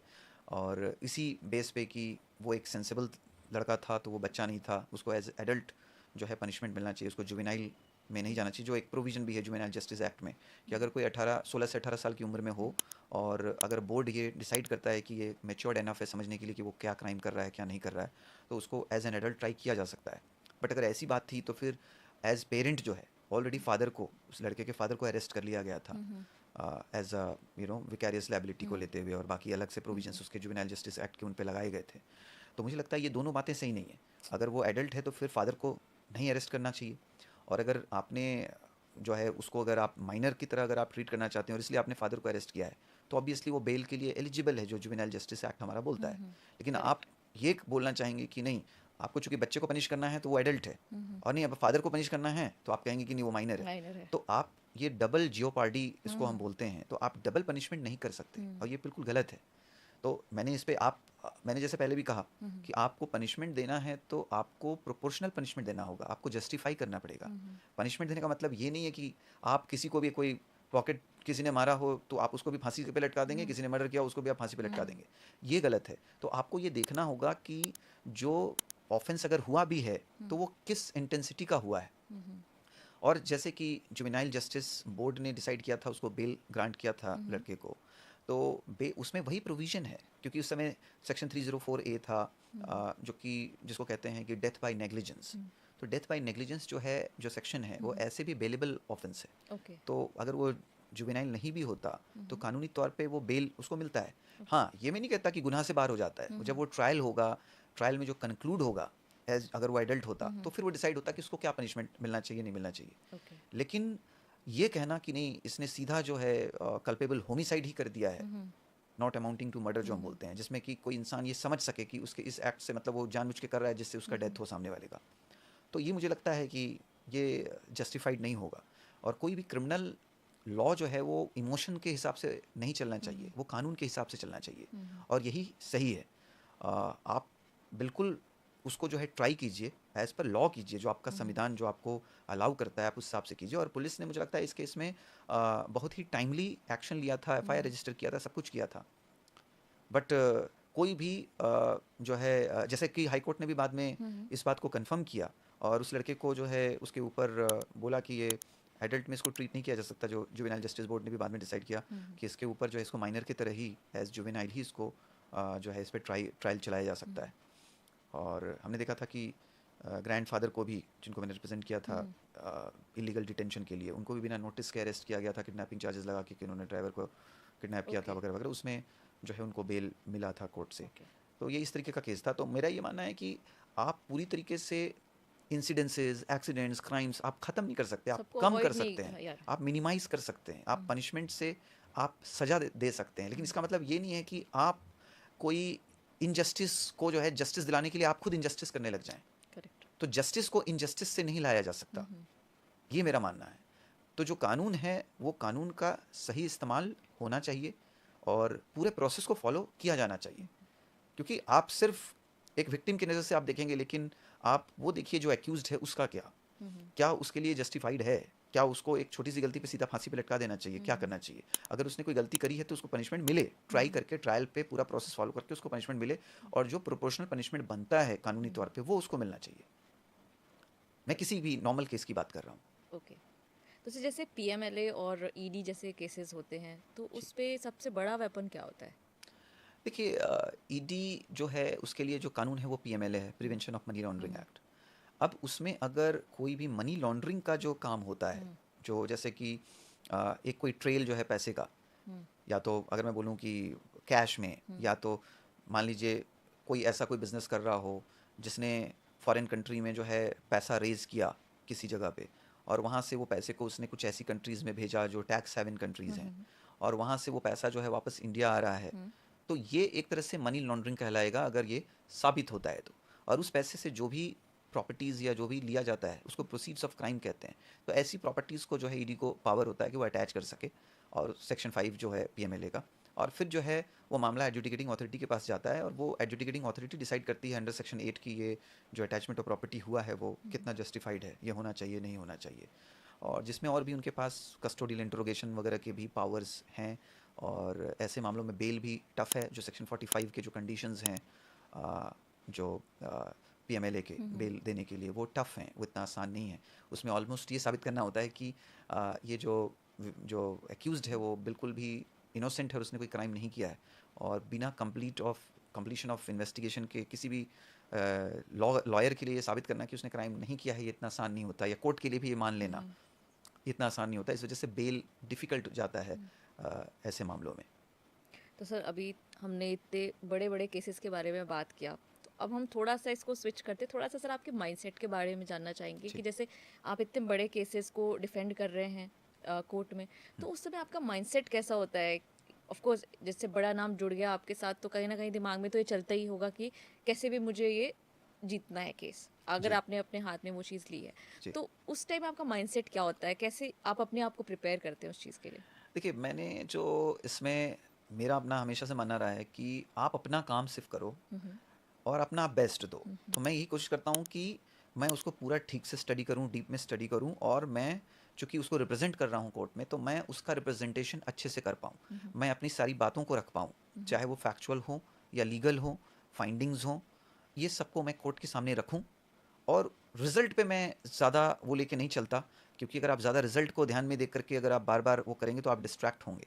तो आपका जो आपके हाथ में जो रोल है हम्म, कि आप अपना जो है बेस्ट दीजिए। जैसे कोई भी, अगर हम स्पोर्ट्स की भी बात करें, तो कोई हम्म, भी खिलाड़ी मैदान में अपना बेस्ट देना चाहता है। बिल्कुल। अगर वो ये सोच ले शुरुआत से कि मुझे इतने रन बनाने हैं या इतना मुझे गोल करना है हम्म, फुटबॉल में, तो वो हो सकता है उसको बहुत डिफिकल्ट जाएगा। उसको उसको सिर्फ खेलना है और उसको हर अपॉर्चुनिटी को टर्न करना है जो उसके फेवर में आए। हम्म, तो हम भी वही करते हैं, मैं भी वही करता हूँ कि हर अपॉर्चुनिटी को मैं कोशिश करता हूँ टर्न करूँ जिससे मेरे क्लाइंट को बेनिफिट मिल पाए, हम्म, और ऐसा कोई मौका हाथ से ना जा पाए। क्योंकि अगर मैं ज़्यादा फोकस रखूँगा कि रिज़ल्ट क्या होने हम्म, वाला है और उसमें मैं डिस्ट्रैक्ट होऊंगा, तो मेरा कंसंट्रेशन, मेरा जो परफॉर्मेंस है उस पे आएगा। तो बिल्कुल। मेरा पूरा कंसंट्रेशन होता है वाइल परफॉर्मिंग कि हम्म, मैं किस तरह से आर्ग्यू कर रहा हूँ, अपने पॉइंट्स को किस तरह से रख रहा हूँ, हम्म, और वो कितना मैं जो है उस माहौल में, उस सिचुएशन में मैं कितना सेंसिबल मैं बातों को हम्म, मतलब रख पाऊँ जिससे हम्म, सामने वाला समझे कि हाँ, ये केस क्या है और इसमें क्या जस्टिस होना चाहिए। तो मुझे लगता है कि यही एक बेस्ट तरीका है। उसके बाद चूँकि अगर आपने अपने काम को अच्छा किया हम्म, है, तो चांसेस है कि आपका जो आउटकम है, रिजल्ट्स है, जो ऑर्डर है, वो भी जो है बेटर आएगा, in the interest of justice आएगा, और कहीं ना कहीं आपके सबमिशंस को जो है हम्म। कंसिडर कोर्ट करती है, और उस हिसाब से जो है ऑर्डर्स आते हैं। तो सर जैसे अभी इतनी सारी मूवीज बनने लग गई है, जैसे मैं जॉली एलएलबी की बात करूं, एक बंदा है काफ़ी, एक बंदा काफ़ी है, उसकी बात करूं, और भी काफ़ी सारी मूवीज आ जी। रही हैं जिसमें कोर्ट रूम दिखाते हैं। जी। हमें कभी कोर्ट रूम जाने का मौका नहीं मिला और जाना भी नहीं चाहेंगे। जी। तो उसमें जो माहौल दिखाते हैं, तो क्या जी। वही माहौल होता है कि आप कुछ उसको अलग तरीके से देखते हैं, या फिर कुछ अलग ही होता है जो बॉलीवुड दिखाता है? देखिए, अगर मैं फ़िल्मों की बात करूँ तो मैं इतना तो ज़्यादा नहीं देख पाता हूँ, बट हम्म, मैं बताऊँ तो कुछ फ़िल्म बनाए जाते हैं जो बहुत सीरियस नोट पे बनाए जाते हम्म, हैं, और कुछ जो बनाए जाते हैं वो एंटरटेनमेंट पर्पस से या फिर ह्यूमर के लिए बनाए हम्म, जाते हैं, हंसी मजाक के लिए बनाए जाते हैं।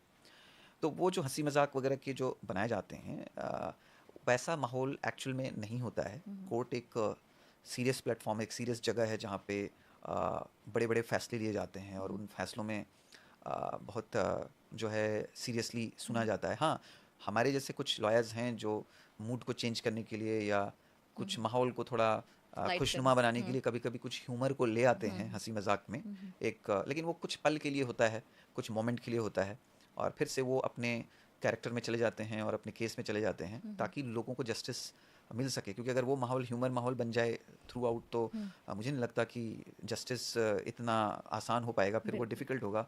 और कितने सारे लोग आते हैं, हज़ारों लाखों लोग जो इसी आशा में आते हैं कोर्ट में अपने वकीलों के थ्रू, कोई कोई खुद से भी आते हैं, डायरेक्ट आर्ग्यू करते हैं और यही उम्मीद में रहते हैं कि उनको जस्टिस मिलेगा, न्याय मिलेगा उनकी फैमिली को, उनको या उनका कोई मेंबर जो अगर क्रिमिनल केस में अंदर है या ऐसी कोई बात है या कन्विक्ट हो गया है, तो मुझे लगता है कि वो जो आने वाले हैं वो खुद ही बहुत सीरियस होते हैं अपने केसेस को लेकर के।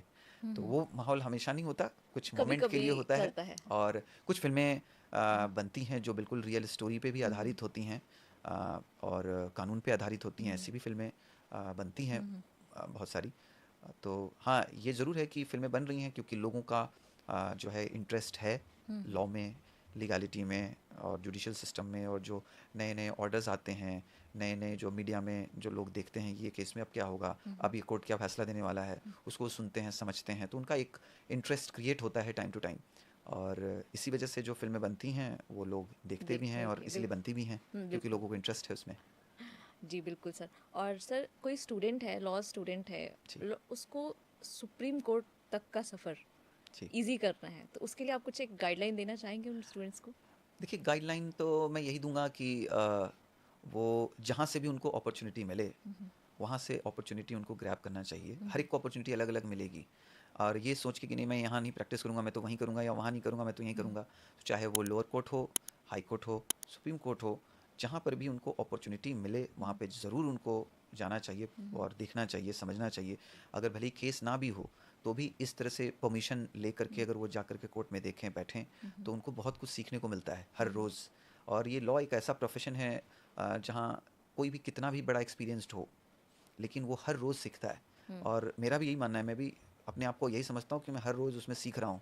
आज भी मैं सीख रहा हूँ और मुझे लगता है कि मैं चाहे और 30-40 साल हो जाएँ, अब तो मुझे 20 साल लॉ में हो गए और ऑलमोस्ट, और 25 साल मेरा करियर हो ओह! चुका है। सर कोई आपको और पॉडकास्ट में देख के बोलेगा नहीं कि आपको इतना साल हो गया इस फील्ड में, बिकॉज़ जी, you look so young, so मैंने वो डायनामिक आई मस्ट से। जूही जी, मैंने बहुत साल पहले डिसाइड किया था हाँ। नॉट टू क्रॉस 23, तो मैं उसको जस्ट बिल्कुल, फॉलो कर रहा हूँ। ग्रेट। बहुत सालों से फॉलो कर रहा हूँ। और देखिए कितनी कमाल की बात है कि I have just celebrated my 25 years of career at the age of 23। तो ओह! That's great. तो ये मेरे लिए बहुत अचीवमेंट की बात है। यू मस्ट बी और following a good lifestyle sir. जी, मुझे लगता है कि कोई भी प्रोफ़ेशन में हर एक को अपना जो है लाइफ़स्टाइल मेंटेन रखना चाहिए, खुद को भी थोड़ा मेंटेन करना चाहिए, थोड़ा वर्कआउट, थोड़ा वॉक, और ये सब ज़रूरी है। और बिल्कुल। अगर आप ये नहीं करेंगे तो, क्योंकि सिर्फ मेंटल आपका एबिलिटी नहीं, आपका फ़िज़िकल एबिलिटी भी ज़रूरी है जब आप कोई भी प्रोफ़ेशन में, जैसे हमारे केस में हमें बहुत भाग-दौड़ करना होता है। तो कभी सुबह पहुंचना है कर्नाटका हाई कोर्ट, कभी पहुंचना है करेक्ट। दिल्ली में हाई कोर्ट, आउट या ऑफ फिर कंट्री भी आपको किसी ईडी ट्रैवल। कोर्ट में जाना है, किसी सीबीआई कोर्ट में किसी शहर में जाना है, कभी सुप्रीम कोर्ट में जाना है। तो आपको जो है आपको एक दिन में आना भी है, तो आप सुबह अर्ली मॉर्निंग कोई फ़्लाइट लेंगे, तो फिर आप 3 बजे रात को आप जाएंगे, आप फ़्लाइट लेंगे, फिर आपका काम ख़त्म करके रात को आप आएंगे। तो आप जो 3 बजे से लेकर के अगर आप देखेंगे तो नेक्स्ट डे 2-3 बज जाते हैं, तो आप करेक्ट। लगभग 23-24 घंटे आप बहुत बार आपको काम करना होता है। तो उसके लिए आपको फिट रहना भी ज़रूरी है, और तभी आप उतना भाग दौड़ कर पाएंगे और लोगों को रिप्रेजेंट कर पाएंगे। बिल्कुल, तो बिल्कुल ये सर, एक करेक्ट। मुझे लगता है कि ज़रूरी है।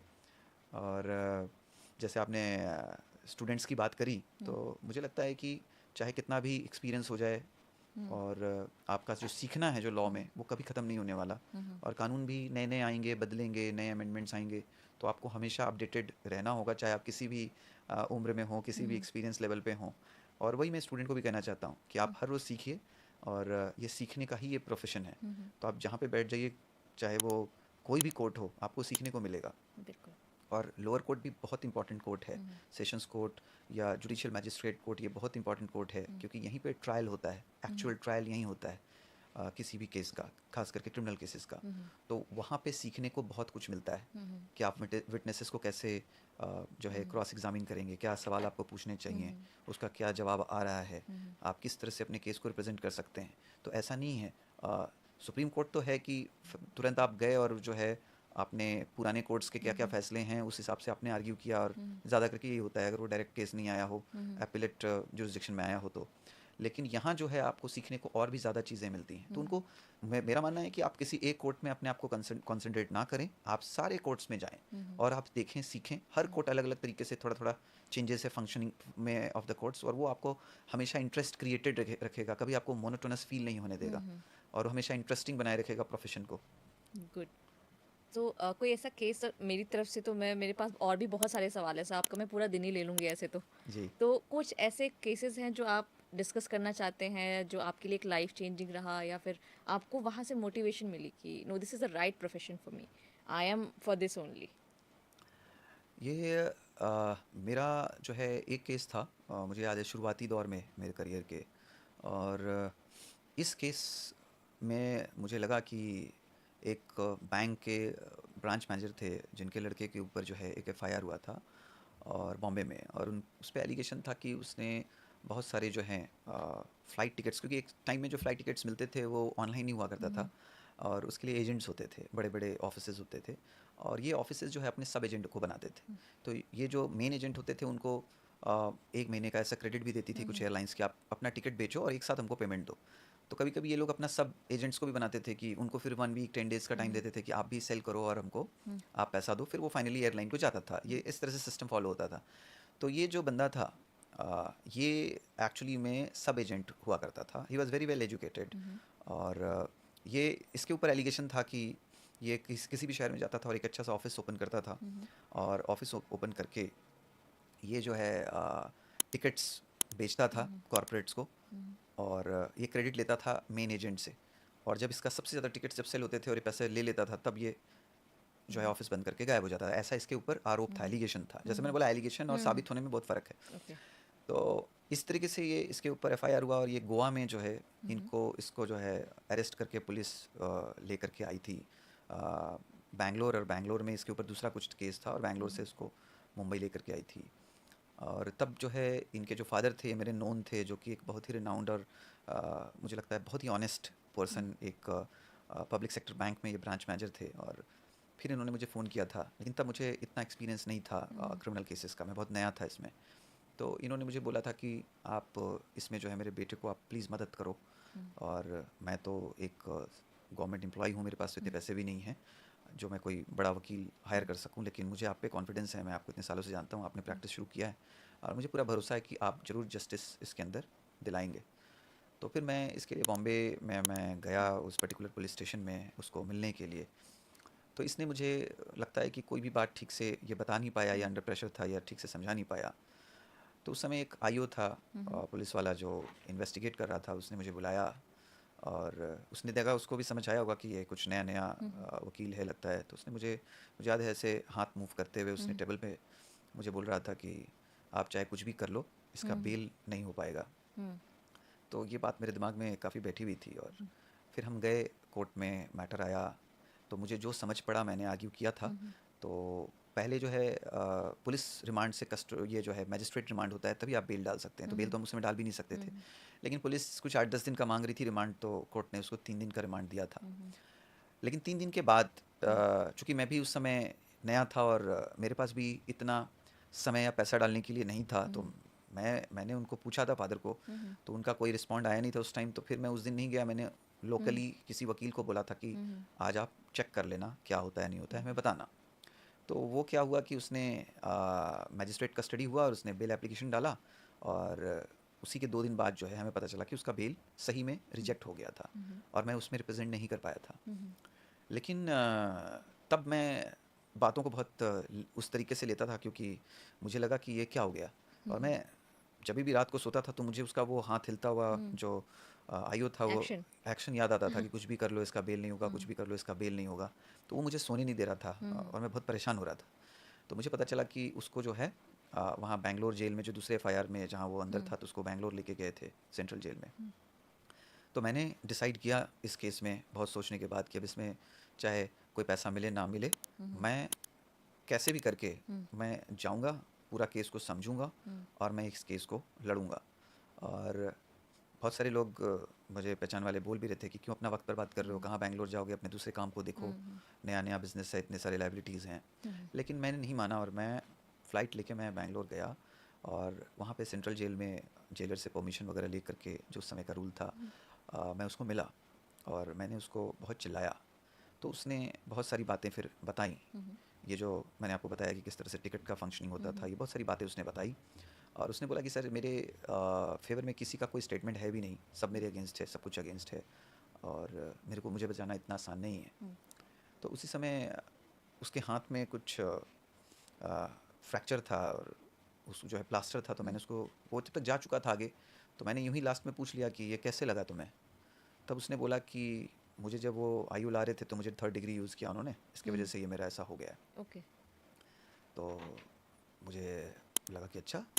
तो फिर मुझे ध्यान में आया कि मतलब क्यों मारा, तो उनके अपने पर्सनल इंटरेस्ट था, वो मैं ज़्यादा नहीं बोलना चाहता। और फिर मैंने उससे पूछा कि जब तुम्हें बैंगलोर से जब मुंबई लेके आ रहे थे तब क्यों नहीं ये मारा। तब उसने बोला कि नहीं नहीं, तब तो मुझे फ़्लाइट से लेके आए थे।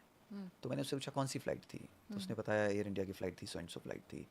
और मैंने पूछा कि किसने निकाला था ये फ़्लाइट टिकट। तब उसने बताया कि जो कंप्लेनेंट था, एक जो so and so tourism private limited, उसने ये टिकट निकाला था। तो तब मैंने मुस्कुराया और जेल में उसको बोला अब मैं बेल करा लूँगा तुम्हारा।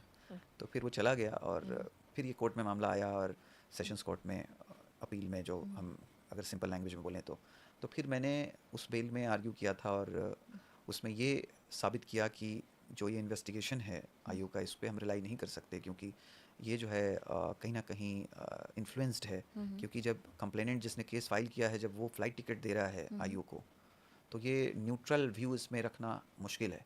और इसी ग्राउंड पे जो है, और बाकी के जो टेक्निकल ग्राउंड्स हैं, इन सबको पकड़ते हुए जो है इसको बेल मिलना चाहिए। और मुझे याद है कि कोर्ट ने इसमें बेल ग्रांट किया था। और बेल ग्रांट होने के बाद उसके फादर मदर मिलने आए थे और वो काफ़ी इमोशनल थे। और उन्होंने बोला कि ये जो आपने किया है ये हम हमेशा पूरी ज़िंदगी याद रखेंगे, हम कभी नहीं भूलेंगे इस बात को। और आज भी, हालांकि उस लड़के से मेरा कोई ज़्यादा कोई वो रहा नहीं ताल्लुकात, लेकिन उनकी जो फादर मदर थे वो हमेशा इंडेटेड रहे। और तब मुझे लगा कि ऐसा नहीं है, ये प्रोफेशन में काफ़ी इमोशंस भी लोगों के जुड़े हुए हैं। और ऐसे बहुत सारे मोमेंट्स ज़िंदगी में आए, बड़े बड़े केसेस में भी, जहाँ लोग आपको बहुत ज़्यादा अपना आइडल मानने लग जाते हैं, बहुत ज़्यादा रिस्पेक्ट देते हैं बिल्कुल बिल्कुल। और आपको बहुत मान सम्मान देते हैं। तो ये अपने आप में एक आपको अलग लेवल ऑफ मेंटल एंड एक पीस देता है, एक सेटिस्फैक्शन देता है, कंटेंटमेंट देता है, Why जो not, मैंने sir? You अचीव are किया है। a savior for so many people. So you deserve this respect. You deserve this place to be. तो जैसे आप बता रहे हैं सर, जैसे आपने उस लड़के की एक तरीके से जान बचाई। जेल में तो इंसान क्या ही जीता है वहाँ पे। ऐसे कई सारी स्टोरीज ऑफ कोर्स आपके पास हैं जो आप हमें बताना चाहते हैं। जी आपके पास समय की कमी है सर, जी तो उस चीज़ को ध्यान में रखते हुए मैं, हमारे पास भी बहुत सारे ऐसे सवाल हैं। तो रिक्वेस्ट यू कि आप जल्दी ही दोबारा हमारे साथ इस ज़रूर पॉडकास्ट में ज़रूर। जुड़े। और हमारी टीम को मैं रिक्वेस्ट करूँ, can you pass the book please. मैं अपने व्यूवर्स को वो बुक दिखाना चाहूँगी। आशुतोष श्रीवास्तव जी ने अपनी लाइफ के बारे में, अपनी लाइफ जर्नी के बारे में इस बुक में मेंशन किया है। तो ऑफ कोर्स हाँ, जितना मैं कवर कर सकती थी मैंने आपके लिए कवर किया। बट येस, अगर आप कुछ भी उनकी लाइफ से सीखना समझना चाहते हैं तो मैं आपको वो बुक दिखाना चाहूँगी। I request my team to please pass on the book. This is the book and this is available on Amazon. I'll mention the link. You can go and buy it. Not so expensive also. और आप इसको bye कीजिए, आप इसको पढ़िए। Definitely आपको guideline road map मिलेगा। और आज की जो हमारा पॉडकास्ट रहा, इससे हमने बहुत सारी लर्निंग ली। सर के जर्नी से मोटिवेशन भी मिला हमको कि हमें कहीं भी गिव अप नहीं करना है। अपने माइंडसेट को ऐसे रेडी करना है कि हम किसी भी फाइट के लिए रेडी हों। बस डायरेक्शन सही होनी चाहिए, आपको अपने आप पे बिलीव होना चाहिए और ऊपर वाले पे बिलीव होना चाहिए, आपको अपने पेरेंट्स के आशीर्वाद पे बिलीव होना चाहिए। तो I thank my guest thank you so much. Advocate Ashutosh Srivastava ji for being with us thank you so today. Much. I request you to please join us soon again. ज़रूर ज़रूर ज़रूर ज़रूर। Thank you so much for the wonderful interview thank you podcast sir. And to your team, wonderful team you have. Thank you it so was my much sir, pleasure. Our pleasure. Many thanks again. Thank you so much. And अगर आपने इस video को and तक देखा है तो इसको like share subscribe करना बिल्कुल मत भूलिएगा। जय हिंद, जय भारत, जय श्री राम।